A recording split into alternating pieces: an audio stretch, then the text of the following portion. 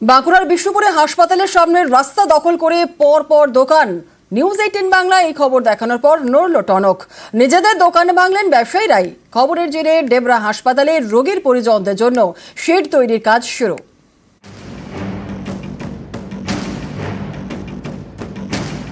বাঁকুড়ার Bishnupur super speciality হাসপাতাল, রোজই রোগীদের ভিড়। এমন গুরুত্বপূর্ণ সরকারি হাসপাতালের ঢোকার পথ সংকীর্ণ, সৌজন্যে জবরদখল।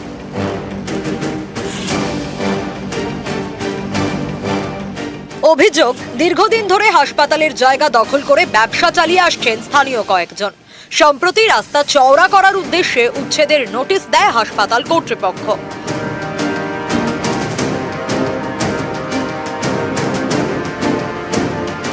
সম্প্রতি এই খবর দেখায় নিউজ 18 বাংলা।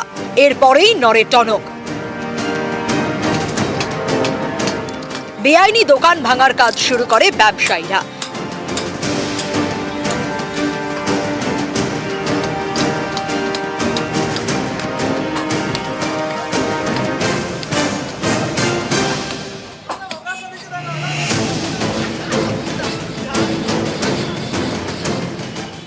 দোকানের মালপত্র সরানোর কাজও শুরু হয়।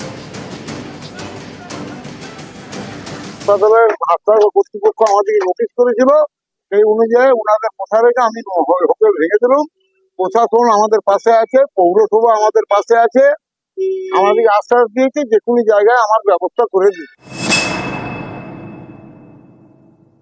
তো ওনাদেরই আমি ধন্যবাদ জানাবো যে ওনাদের আমরা বোঝাতে পেরেছি যে ওনারা যে জায়গাটা দখল করে রেখেছিলেন সেই জায়গাটা হচ্ছে আর বৃহত্তর স্বার্থে কাজে লাগবে, সেই স্বার্থের মধ্যে ওনারাও আছে। বিষয়টা যখন আমাদের গোচরে যখন এসছে, তাদের যদি অন্য কোথাও বসানোর ব্যবস্থা করা যায় বা পুনর্বাসন দেওয়ার চিন্তা ভাবনা আমাদের মধ্যে আছে, তাদের মানবিক দিকটা ভেবেই কিন্তু আমরা তাদের পাশে থেকে চেষ্টা করছি তাদেরকে অন্তত আগামী দিন যাতে করে তাদের সংসারটা চলে। পশ্চিম মেদিনীপুরের ডেবরা, এখানেই সুপার স্পেশালিটি হাসপাতাল। প্রতিদিন এখানে রোগীর ভিড়। এই হাসপাতালে রোগীর পরিজনদের অপেক্ষা করতে হয় খোলা আকাশের নিচে, এমার্জেন্সি ওয়ার্ডের সামনে। রাত বাড়লে মশার উপদ্রব, দুর্ভোগের এক শেষ। সম্প্রতি এই খবর দেখায় নিউজ 18 বাংলা। এরপরেই তৎপরতা।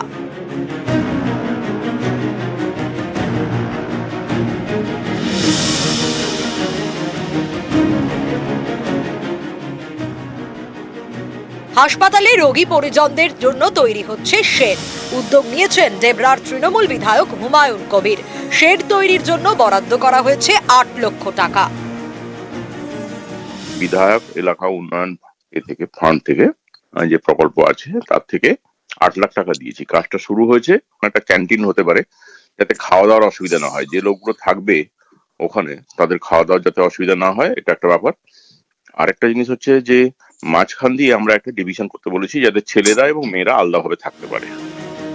বাঁকুড়া থেকে দেবব্রত মণ্ডল এবং ডেবরা থেকে দিগ্বিজয় মাহালি, নিউজ 18 বাংলা।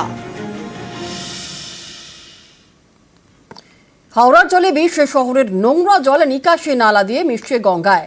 পাড়ে দুর্গন্ধের টেকা দেয়। আবার গঙ্গার জলে পরিশোধন করে বাড়ি বাড়ি যাচ্ছে জল। এই খাবার জল নিয়েই অনেকেই আতঙ্কে রয়েছেন।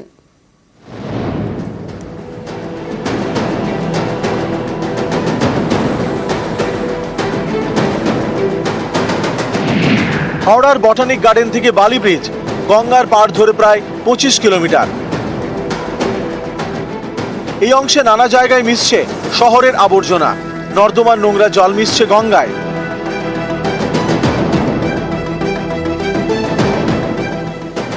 হাওড়ায় রয়েছে 3টি সুয়ারেজ ট্রিটমেন্ট প্ল্যান্ট। এর কাজ হলো নোংরা জলকে পরিশ্রুত করে গঙ্গায় ফেলা, যাতে গঙ্গা দূষিত না হয়। অভিযোগ, সবকটি প্ল্যান্ট ঠিকমতো কাজ করে না, এতে ছড়াচ্ছে দূষণ। হাওড়ায় এই গঙ্গার জলই আবার পরিশ্রুত করে বাড়ি বাড়ি যায়।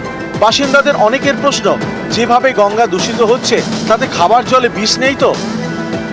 আতঙ্ক মানে একটা ভয়াবহ চিত্র, কারণ আমরা যে পানীয় জলটা পান করছি সেটা একদম দূষিত হয়ে যাওয়ার কথা। যেই বর্জ্যটা কখনোই সরাসরি গঙ্গায় পড়া উচিত নয়, কারণ এই পানীয় জলে যদি বর্জ্য পদার্থ পড়ে তাতে তো আমাদের প্রত্যেকেরই প্রাণহানির শঙ্কা রয়েছে।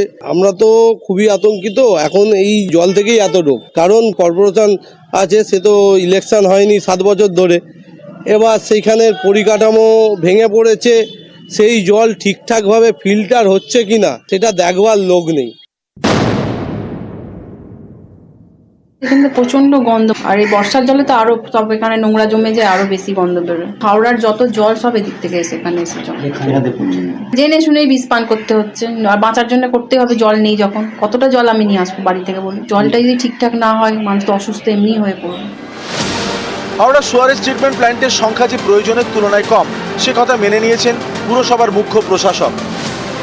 হাওড়ার যে স্কেল, যে ব্যাপ্তি, সেই ব্যাপ্তি অনুযায়ী আরো এসটিপি আমাদের হলে বেটার। যখনই আমরা জানতে পারছি ডাইরেক্ট জল এইভাবে কেউ গঙ্গায় ডিসচার্জ করছে, আমরা কিন্তু সেখানে গিয়ে যা ব্যবস্থা নেওয়ার আমরা নিচ্ছি।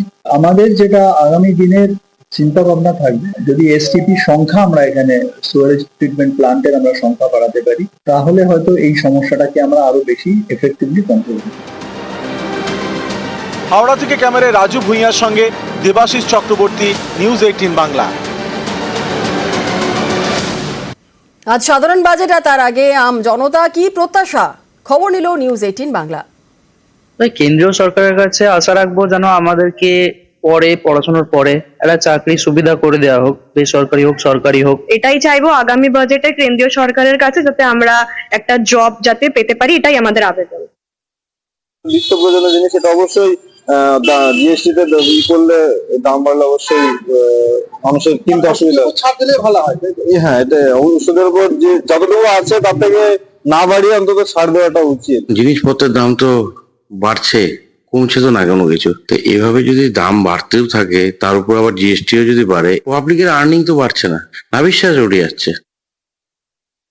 যেভাবে দেখুন নিত্য প্রয়োজনীয় জিনিসপত্রের দাম বাড়ছে, তাতে তো আয়ের থেকে ব্যয়ই বেশি হয়ে যাচ্ছে। ইনকামের থেকে এক্সপেন্ডিচার সমানভাবে সমানুপাতিক হারে চলা সম্ভব হচ্ছে না। নির্মলা দেবীর কাছে আমাদের আবেদন থাকবে যে উনি যাতে এটা একটু পুনর্বিবেচনা করে দেখেন, যাতে জিনিসপত্রের নিত্য প্রয়োজনীয় জিনিসপত্রের দামগুলো মানে লোকে যাতে রোজকার ব্যবহারের জিনিস নিজে কিনতে পারে। আমার একটাই আবেদন নির্মলা দেবীর কাছে, যেমন আছে সেরকমটা থাকলে হবে, এর থেকে বেশি বাড়লে মুশকিল। তো অবশ্যই বেড়ে গেছে, যদি সম্ভব হয় একটু কমায় ভালো হয়, কিন্তু এর থেকে বাড়লে আরো মুশকিল হয়ে যাবে।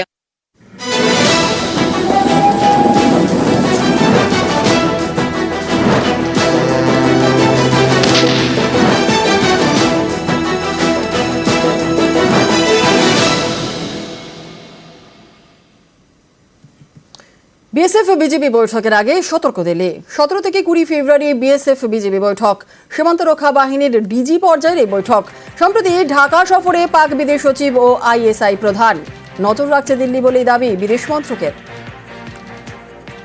We expect all mutually agreed MOUs and agreements, I would say, to be honored. These form the basis for structured engagements between India and Bangladesh, in fact, between the border guarding forces of the two countries, and these facilitate creation of mutually beneficial security and trade infrastructure along the border. So our point is we'll be having the talks between the BSF and BGB in February, and we expect all mutually agreed MOUs and agreements to be honored. John, insofar as developments in our neighborhood, we always keep a close watch on what's happening, and we do take appropriate measures to safeguard our interests.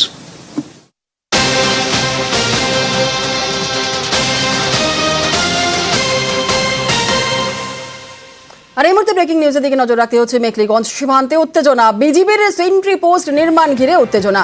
আরো একবার আপনাদের জানাই, মেখলিগঞ্জ সীমান্তে উত্তেজনা, বিজেপির sentry post নির্মাণ ঘিরে উত্তেজনা। বিজেপির নির্মাণ বন্ধ করে দিল বিএসএফ। বাংলাদেশ প্রান্তে 150 গজের ভেতর বিজিবির একটি সেন্ট্রি পোস্ট, সেই পোস্ট নির্মাণ কাজ বন্ধ করে দিল বিএসএফ। মেখলিগঞ্জ সীমান্তে উত্তেজনা, বিজেপির সেন্ট্রি পোস্ট নির্মাণ ঘিরেই এই উত্তেজনা।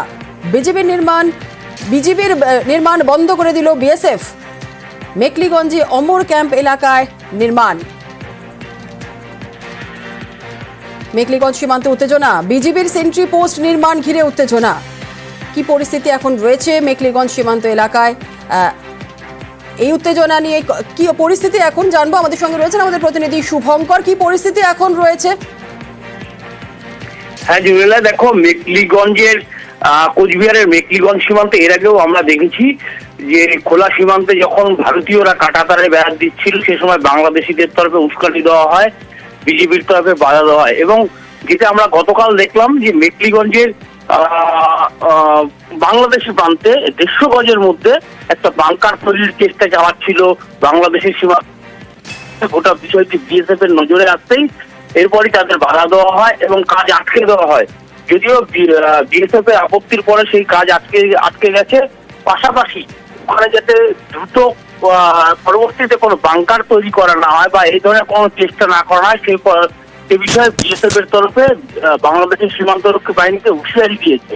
যদিও যেটা জানা যাচ্ছে যে এরপরই বাংলাদেশের সীমান্তরক্ষী বাহিনী সেই কাজ বন্ধ করে দেয় এবং তার প্রতিশ্রুতি দিয়েছে আগামীতে 150 গজের মধ্যে এই ধরনের কোনো নির্মাণ কাজ করবে না।